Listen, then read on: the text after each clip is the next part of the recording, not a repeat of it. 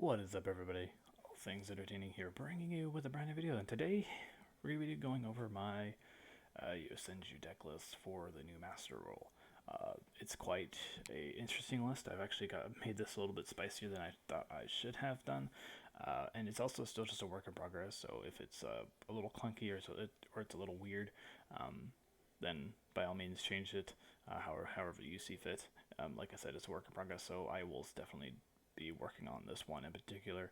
I've always liked the concept of Yosenjus. I like the ability of normal summoning a bunch of monsters and then just like bouncing them and then just getting a bunch of card advantage with Into the Void and card demise and pot of duality and Tenki for basically no reason, as well as playing cards like Lose Win Turn, which is a pretty good floodgate for your opponent. But we're playing a little bit of a different build. We're playing a little bit more of a control build rather than a stun variant. Or else I'd be playing a little bit more floodgates. But let's just jump right into it. So we got 2 Nibiru. I'll explain why this is here in a minute. 3 Thunder King Ryo. 2 Yosenju Izna. Izna is actually one of the new ones. I actually have not shown this card off at all, but it basically allows your normal summons to go off without a hitch. Also, you can also draw cards with this card, so it's a little bit of consistency and protection at the same time. It's pretty good. 3, 1, 2, and 3 of each. 1, 2, and 3. This guy searches, this guy attacks directly, and this guy bounces cards. This one's probably the best one. And Sujik is the honest for the deck. Nothing really too much to explain there. Just that these cards are just very good.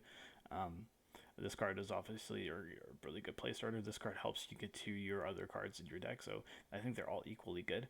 I think Kama 2 is probably the worst one because it doesn't exactly do anything else except just do damage, but that's okay.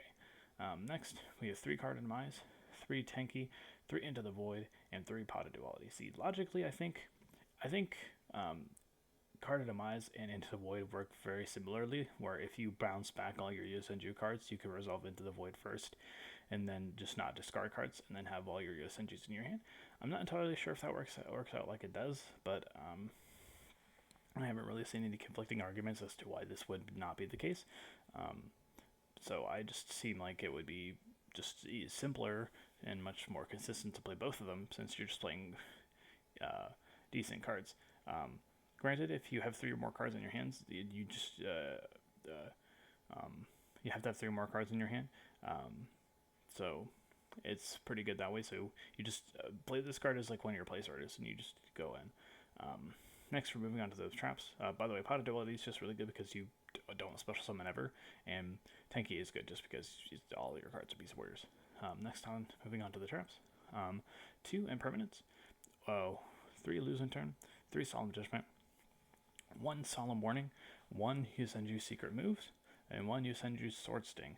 Sword Sting is actually pretty good because you can reveal 2 Yosenju monsters in your hand with different names, and then target the same number of cards face up on your opponent controls and return them to the hand. So if you can, it's really good for disrupting your opponent mid-combo. It's also good for like getting rid of cards that your opponent is trying to sit on, like continuous spells and traps and stuff like that. It's good against like the True Draco stuff and all that stuff. That prevents them from going too in on you. So it's just a pretty good card. I think I might actually build this card up to 2 because it gets a little bit better than the counter trap, because the counter trap is really situational. But other than that, I think it's pretty good. By the way, I wanted to explain why Thunder King Ryo is here.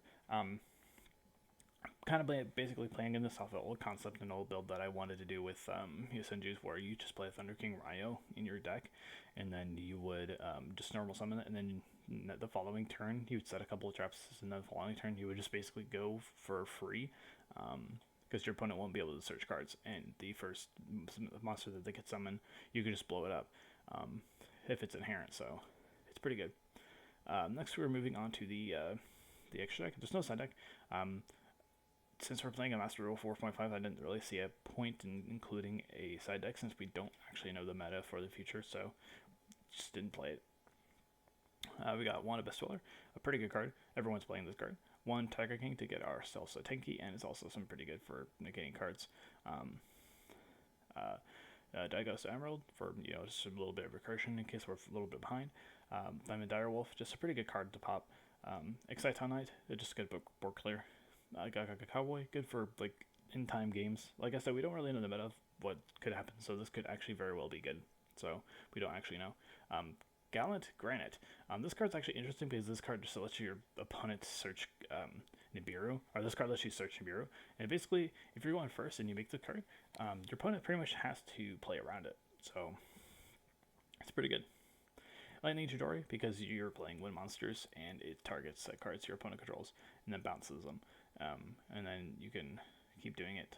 So, and returning them to the top of the deck, making their draws worse. Alibertian. This card is just here just because you can search any level 4 monster you want and then add a spell or trap if you are going to push that far. It's just pretty good.